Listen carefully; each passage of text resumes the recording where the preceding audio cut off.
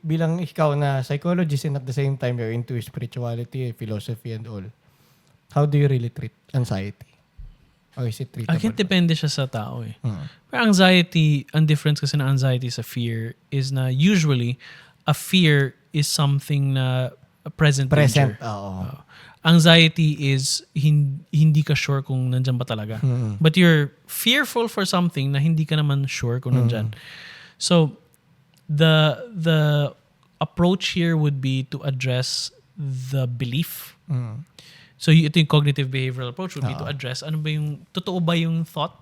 Is it a true thought? Kasi the idea is thoughts shape our feelings, shapes our behaviors and so on. So addressing the thought would be very helpful.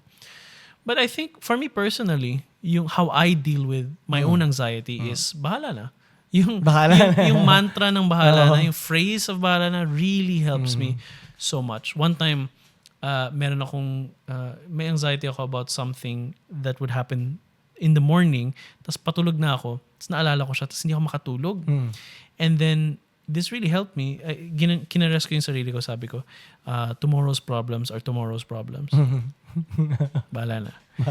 And then nakatulog ako. And then hindi ko naman na kinailangan pagdaanan. Parang nagawa ko naman na. Dadaan din naman eh. So, might as well. So yun. So for me, it really is a coping mechanism talaga.